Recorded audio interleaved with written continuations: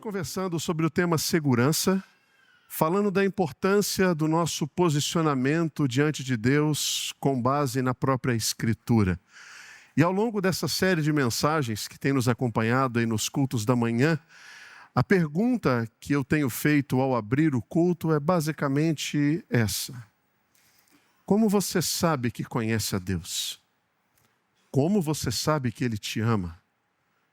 Como você sabe que a sua experiência com Ele, a sua comunhão com Ele, ela é real?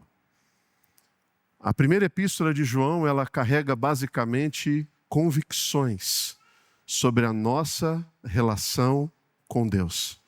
O quão importante é você saber essas respostas.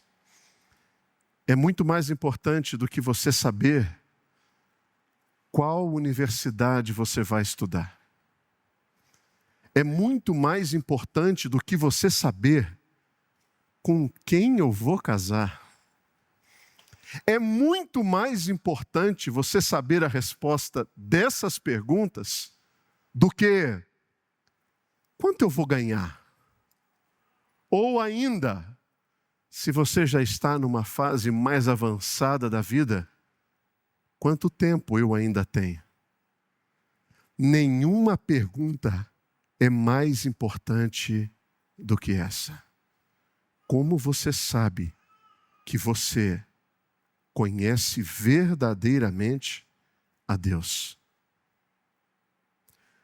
Hoje nós vamos olhar para a segunda metade do capítulo de 1 de João, onde vamos identificar basicamente 3 sinais, 3 respostas que João nos dá sobre quais são as evidências de que você não conhece a Deus.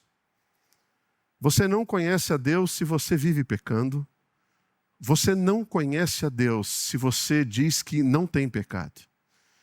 E você não conhece a Deus se você não tem confiança diante de Deus por causa do seu pecado. Primeiro ponto da nossa exposição dessa manhã: você não conhece a Deus se você vive pecando. 1 de João, capítulo de número 1, versos 5, 6 e 7.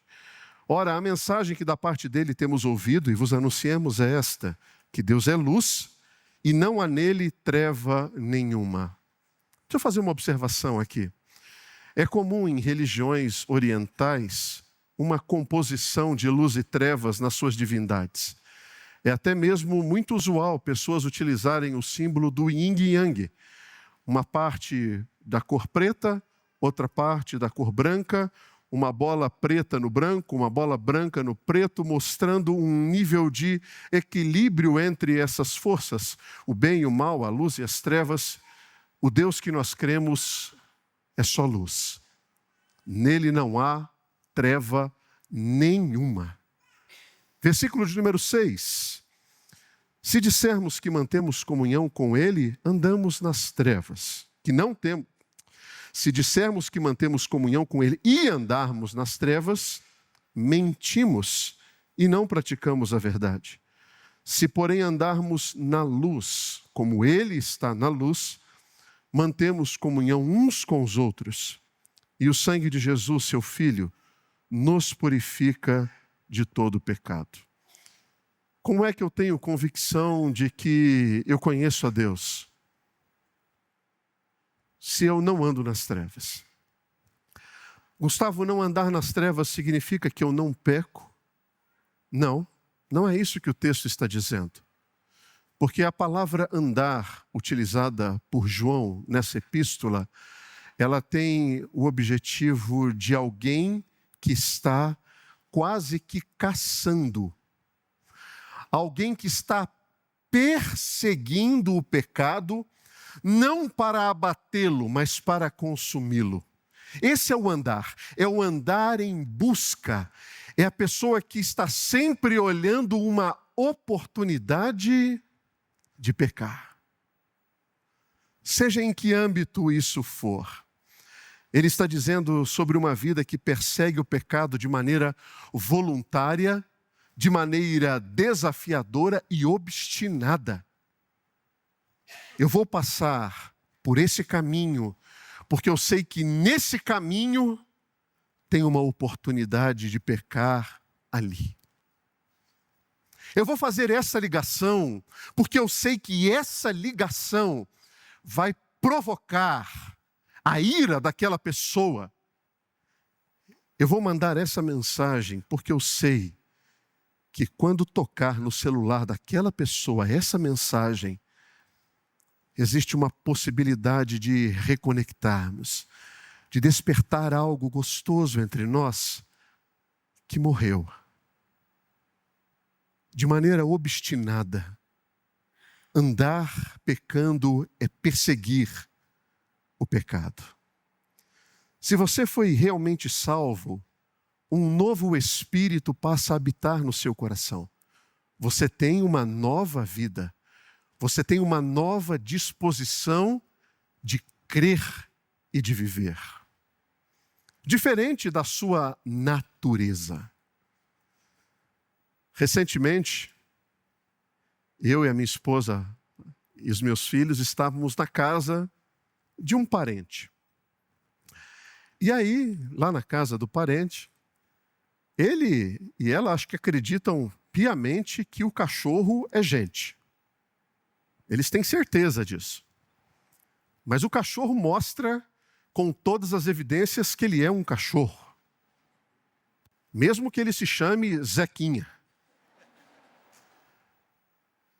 E aí, num determinado momento, ela disse assim, o Zequinha está vomitando muito.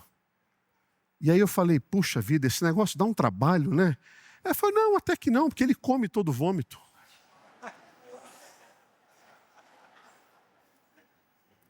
É o cachorro insistindo para mostrar que ele é cachorro. Porque essa é a natureza dele. Ele faz isso com muita tranquilidade e prazer. Se você tem uma nova natureza, você não volta mais ao seu vômito. Você deixa de lado aquela natureza e passa a ter uma nova vida. Uma nova disposição mental. E até mesmo através das suas ações. Animais noturnos não gostam da luz. A gente não vê morcego com muita facilidade durante o dia, a menos que ele se sinta ameaçado nas trevas. Mas imediatamente ele busca um abrigo escuro, onde ele tem prazer em estar ali. Se você ama e persegue e anda em direção ao pecado, isso revela que você não conhece a Deus, porque você vive pecando. E é interessante que viver pecando não é uma atribuição exclusiva de quem não conhece a Cristo, porque essa é uma carta endereçada a irmãos, a igreja, pessoas que amavam a Cristo. Como então pessoas que conhecem a Cristo podem viver pecando? Como que elas que não conhecem a Deus, porque vivem pecando? Porque elas creem, mas não se arrependem. Elas têm a compreensão do que é dito.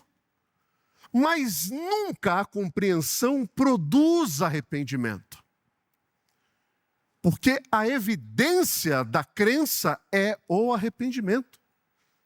Esse foi o alerta de João Batista, quando ele anunciava a vinda de Cristo. Arrependam-se, o reino está próximo. O próprio Cristo, em João, capítulo 1, versículo 15, trouxe a evidência do arrependimento quando ele disse, arrependam. O apóstolo Paulo, de maneira veemente, pronuncia a mesma sentença, arrependam-se. Então é possível você frequentar os ambientes escuros do morcego, mas ao domingo ter a árdua tarefa de estar na luz. E às vezes você vem aqui arrastado, laçado, empurrado, obrigado, ou até mesmo chantageado. Não, se você for à igreja, a gente vai no Outback depois do culto.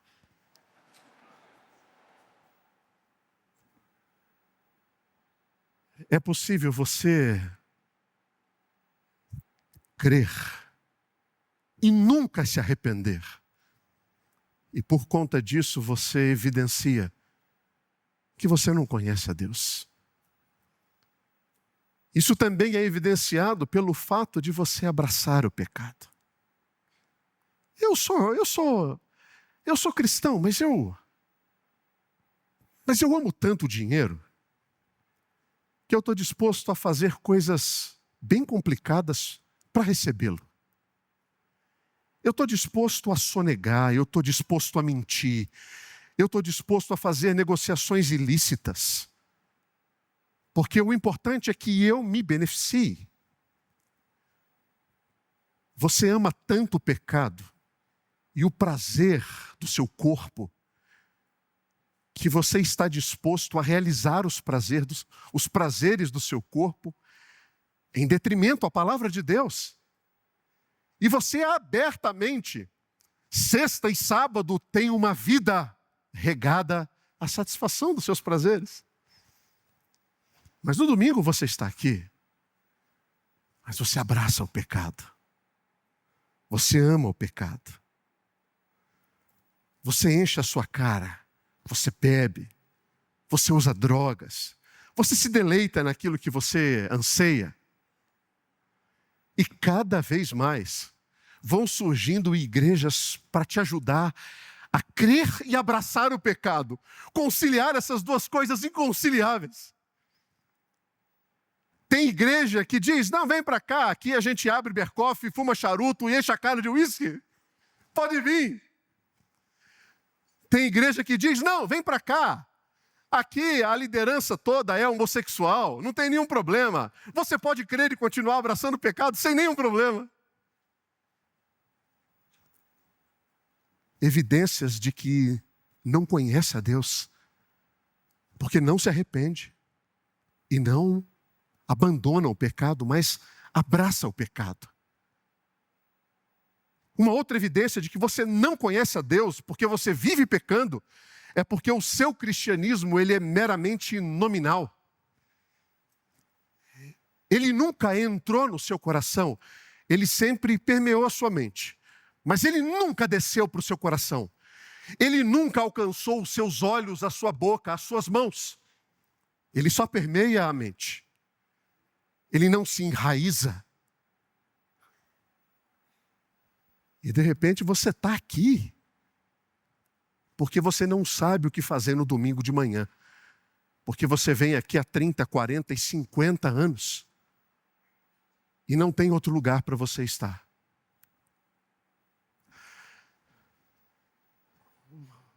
A evidência de que você não conhece a Deus é a vida de pecado. E essa vida de pecado revela as suas decisões, as suas escolhas. Hoje à noite, nós vamos começar uma série de mensagens aqui na Vila Mariana, chamada 83,6%. Será? Falaremos sobre esse cristianismo nominal, porque esse é o número que o IBGE trouxe como a população cristã do Brasil. Será? Você não conhece a Deus porque você vive pecando, mas você conhece a Deus se você está numa postura de rendição a Ele e a sua palavra. Você não conhece a Deus se você diz que não tem pecado. Se viver pecando é um extremo, o outro extremo é, eu não tenho pecado. Não. Gustavo, Isso é coisa dos moradores de Brasília. Eu não. Eu não vivo pecando e eu também não tenho pecado. Será? 1 de João, capítulo 1, verso 8 e 10. Se dissermos que não temos pecado nenhum, a nós mesmos nos enganamos. E a verdade não está em nós. Se dissermos que não temos cometido pecado, fazemo-lo, quem? Deus, mentiroso, e a sua palavra não está em nós. Uma das primeiras evidências da pessoa que conhece a Deus é a consciência de quem ela é. Porque Deus é luz.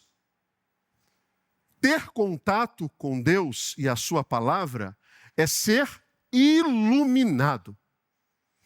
É lançar sobre você luz. E o que a luz faz? Ilumina, ela revela. A luz revela o que está ali. Isso é o grande problema do cristianismo. Ele revela. Ele revela coração, ele revela vontade, ele revela desejo, ele revela motivação. Ele revela essas coisas inconvenientes que a gente não quer que ninguém saiba. Nós não queremos que as pessoas saibam a nossa verdadeira motivação. Por que eu sou pastor de uma igreja? Porque eu quero uma igreja cheia, eu quero pessoas me ouvindo, eu quero admiração, eu quero tapinha no ombro, eu quero que as pessoas me digam assim, como você é importante na minha vida. Ah, que nojo! Por que eu canto aqui? Porque eu quero ouvir as pessoas, eu quero fazê-las chorar, eu quero emocioná-las. O Evangelho revela essas coisas. E Cristo veio para matá-las. Você já entrou numa casa muito escura? Cortinas fechadas, persianas baixadas. Não tem como você ver a sujeira daquela casa. Mas quando você lança luz naquele lugar, tudo se revela, se expõe. O que estava oculto foi revelado. O primeiro sinal da graça é a compreensão de quão mau é o meu e o seu coração. Imagina você num quarto escuro e você acende um fósforo. Você tem uma visão limitada, uma lanterna, uma visão um pouco mais ampla, ainda limitada. Agora acenda um holofote de estádio naquele quarto. Eu me lembro da transição da TV analógica para a TV digital. Vocês lembram disso, dessa transição? Só eu que sou velho aqui, vocês são todos novos. Mas há muito tempo atrás existia uma TV quadrada de tubo na casa das pessoas. E aí, de repente, essa TV migrou para uma tela fina, plana. E começaram a surgir reportagens. Pavor das apresentadoras e dos apresentadores de jornal. Porque agora, tudo vai ser revelado. Tudo o quê? Os pés de galinha, o bigode chinês, as marcas na testa, a cicatriz, a mancha de sol. A luz revela. E quem diz que não tem pecado, é porque não teve contato com a luz. Nunca foi lançado luz sobre você. Porque a primeira evidência da graça é a luz. E o reconhecimento do que ela revela. Sabe o que essa luz faz sobre nós? Pressão. Muita pressão. E diante dessa pressão, quais são as reações? Eu vou voltar para as trevas. Eu não quero saber dessa luz. ela não me interessa, ela não me é agradável, ela é muito incômoda. É como uma pessoa que sai de uma sala de cinema e vê aquele corredor iluminado e... Você já fez aventuras em caverna? O que acontece quando você sai da caverna? Luz, nossa, se abaixa assim, você quer... Essa é uma reação possível de quem tem contato com a luz. Voltar para as trevas. Ali você tem conforto. Você está acostumado com aquele lugar. Uma outra reação, quando a luz nos pressiona, é insistir na nossa própria bondade, sabe? Não. Gustavo, veja bem. Meus pecados não são tão ruins assim. Tem pessoas muito piores do que eu. Eu não sou tão ruim assim, eu sou uma pessoa boa. Gustavo, para ser bem sincero, o meu problema são as companhias. Eu andei em companhias más ao longo de um tempo, eles me conduziram por uma situação complicada e eu não tenho muita aptidão para isso mais. Eu vou mudar de vida, eu sou uma pessoa boa. Mas a melhor reação que você pode ter diante da pressão da luz é vir para ela e confessar os seus pecados. Venha para a luz. Confesse os seus pecados. Você não conhece a Deus se você diz que não tem pecado. Você conhece a Deus se você está profundamente consciente da sua pecaminosidade. E aí vem um terceiro ponto, que eu acho que é o mais constrangedor, mas é o mais libertador também. Você não conhece a Deus se você não tem confiança diante de Deus por causa do seu pecado. Versos 1 e 2 do capítulo 2. Filhinhos meus, estas coisas vos escrevo para que não pequeis. Se todavia alguém pecar, temos advogado junto ao Pai, Jesus Cristo, o justo. Ele é a propiciação pelos nossos pecados. Não somente pelos nossos próprios pecados, mas ainda pelos pecados do mundo inteiro. Duas palavras importantíssimas para nós nesses dois versículos. A primeira palavra importante para nós é a do versículo 2, propiciação. O que é essa palavra propiciação? Nós não usamos essa palavra no nosso vocabulário. Quando eu estou saindo de casa, toda vez meus filhos perguntam: pai, onde você vai? Onde você vai? Onde você vai? Eu nunca falei para eles: eu vou ali fazer uma propiciação. Ninguém pergunta: você já propiciou hoje? O que é essa palavra? Por que João resolve utilizá-la para atribuir a Cristo? Propiciação significa sacrifício para a remissão do pecado.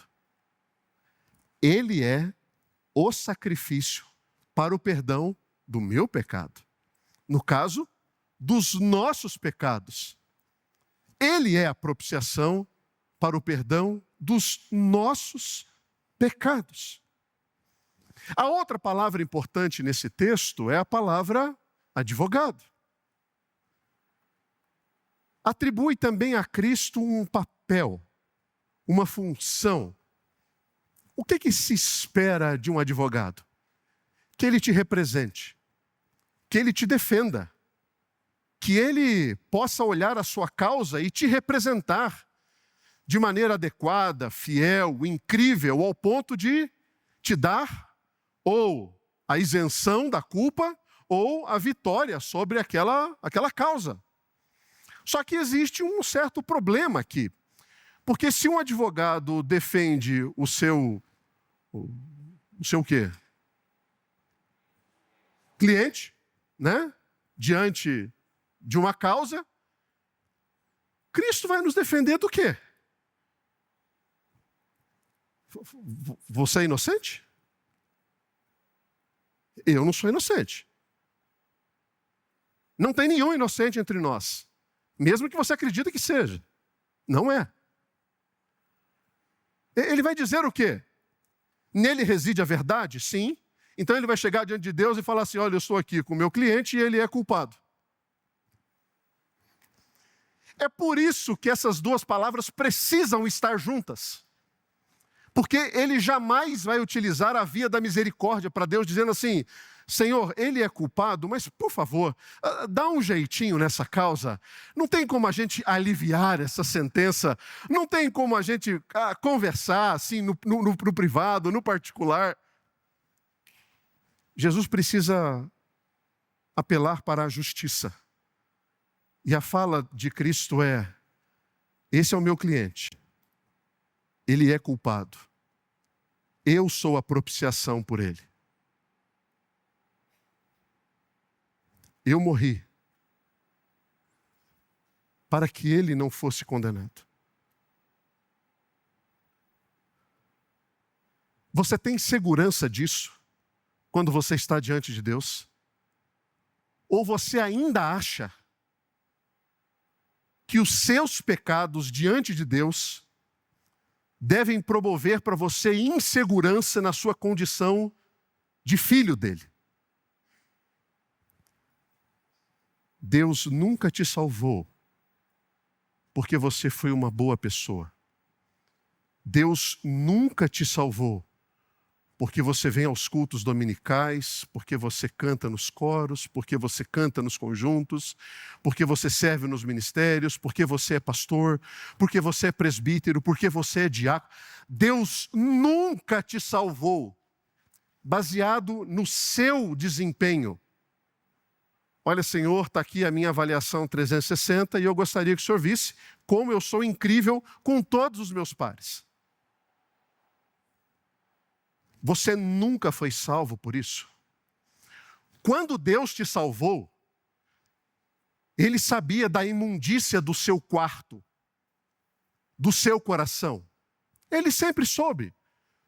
Do seu desejo de morrer, do seu desejo de matar, da sua ira, das suas traições, das suas mentiras. Ele sempre soube. Então você acha mesmo que alguma coisa é nova para Deus sobre você?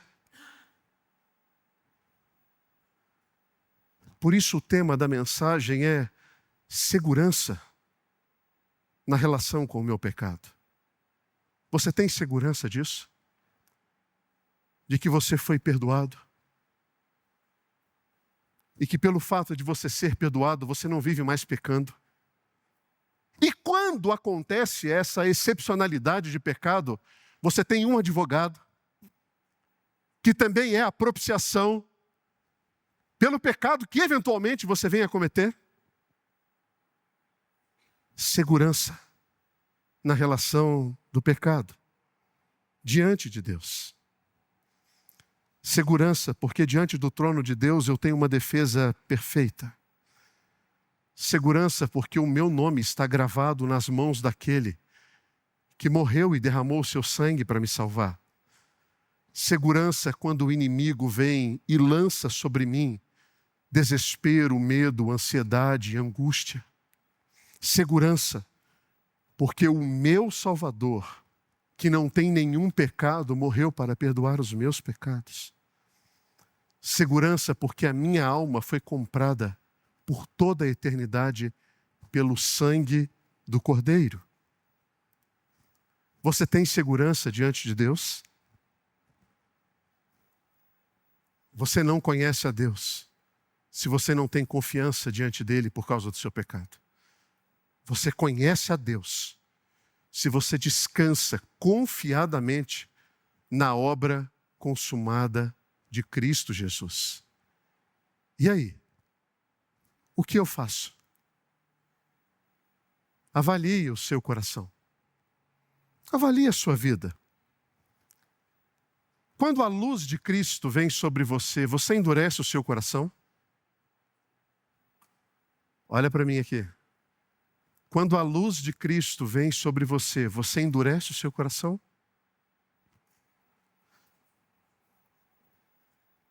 Quando a luz de Cristo revela o seu pecado, você contra-argumenta com autojustificativa?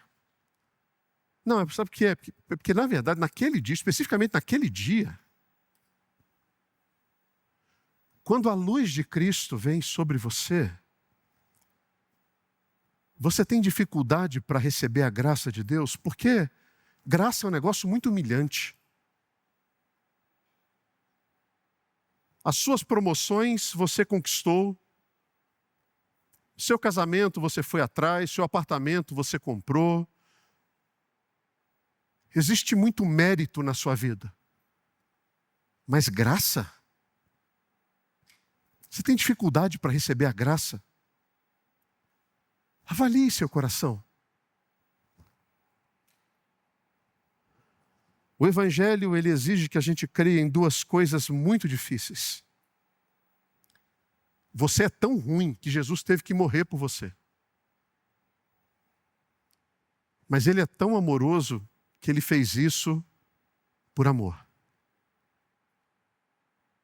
Como é que você concilia essas coisas?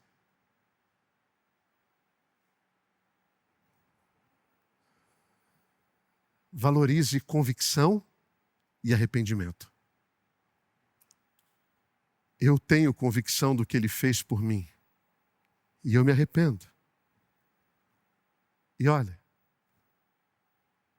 se você habita em trevas e está flertando com a luz, venha para a luz. Continue vindo. Continue vindo. Não desista. Venha. Venha ajoelhado, venha rastejando, venha tropeçando, venha capengando. Venha. Venha. Não desista. Continue a sua vida cristã. Não é fácil. Mas venha. Tenha convicção de que você foi perdoado e, consequentemente, salvo. O que prova que você conhece a Deus? Você não vive pecando, você reconhece os seus pecados e você tem convicção do amor que Deus tem por você. Venha, receba perdão e graça que fluem do trono do nosso Salvador.